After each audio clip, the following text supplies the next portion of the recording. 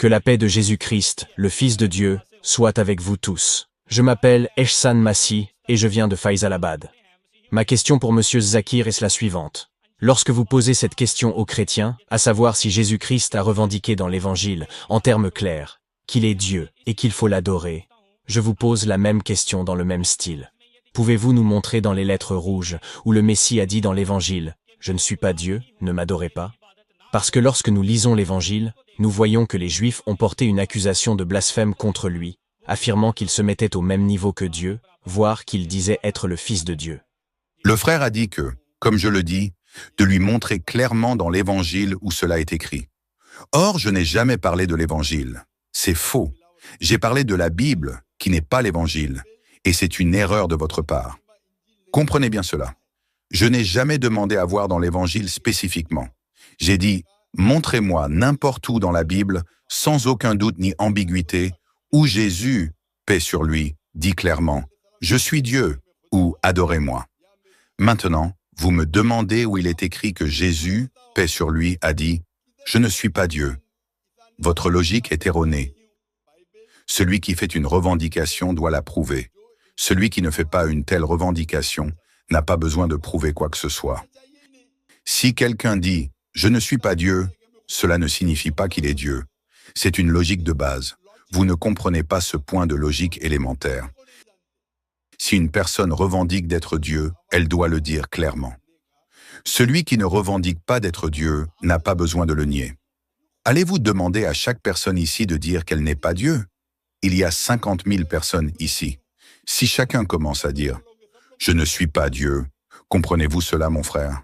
Vous ne saisissez pas ce point simple de logique. Malgré tout, malgré cela, je vais le montrer. Je vais le montrer quand même. Je veux votre réponse dans les lettres rouges. Bien, mais vous ne devez pas parler non plus, s'il vous plaît.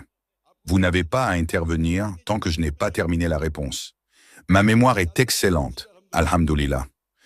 Vous avez dit la Bible à lettres rouges. Je vais citer dans les lettres rouges, alors. Évangile de Jean, l'Évangile de Jean, chapitre 14, verset 28. Vous avez une Bible? Ouvrez-la, ouvrez-la. Est-ce une Bible avec lettres rouges? Est-ce une Bible avec lettres rouges? Ou est-ce une Bible nominale? Oui, j'ai une Bible avec lettres rouges. Très bien. Ouvrez l'Évangile selon Jean, chapitre 14. L'Évangile selon Jean, chapitre 14, le verset 28 en premier, puis 24 après. Comment? Dans l'Évangile selon Jean? Je dis dans l'Évangile selon Jean, chapitre 14, verset 28. Cela est bien écrit en rouge. Lisez-le à voix haute. Oui, pouvez-vous préciser le verset dans le chapitre 14? Désolé. Verset 28. Mais la Bible, c'est en rouge ou pas? J'ai ici une traduction en ourdou, une traduction protestante en ourdou. En ourdou aussi, on trouve les lettres rouges. Vous avez dit que vous avez une Bible avec lettres rouges. Vous n'avez pas de Bible avec lettres rouges. Avouez-le si ce n'est pas le cas. Vérifiez et dites la vérité.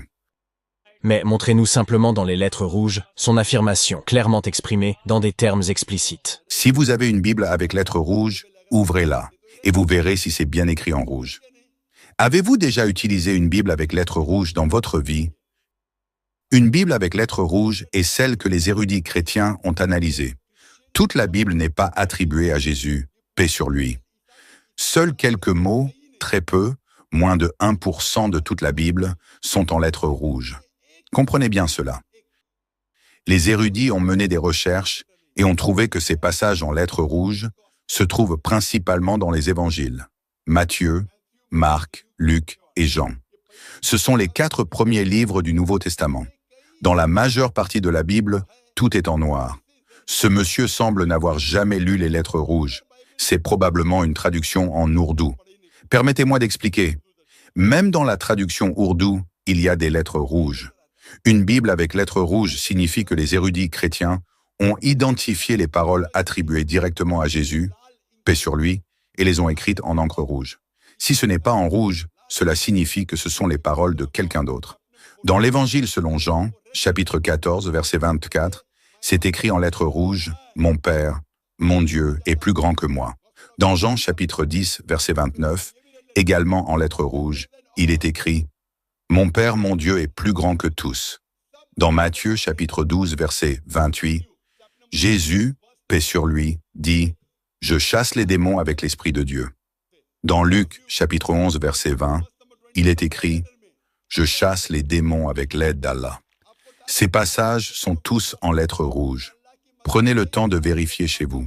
Et il est écrit dans l'évangile de Jean, chapitre 5.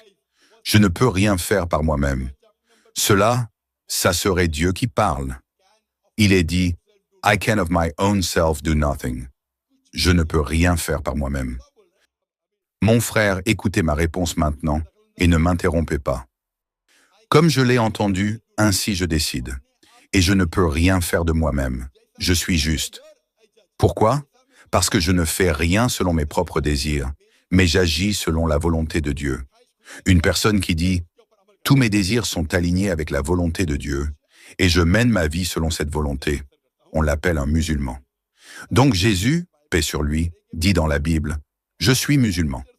Et si vous écoutez mes conférences, vous verrez qu'à de nombreux endroits où je cite des paroles dans la Bible à lettres rouges. À plusieurs endroits, Jésus, paix sur lui, dit clairement « Mon Dieu est plus grand que moi.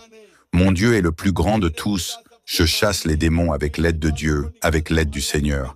Je ne peux rien faire par moi-même. » Si vous regardez ma conférence intitulée « Similitudes entre l'islam et le christianisme », vous trouverez plusieurs citations dans la Bible à lettres rouges où Jésus, paix sur lui, dit clairement de ne pas être Dieu.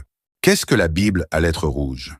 La Bible à lettres rouges est une version particulière des Écritures chrétiennes où les paroles attribuées à Jésus-Christ dans le Nouveau Testament sont imprimées en rouge.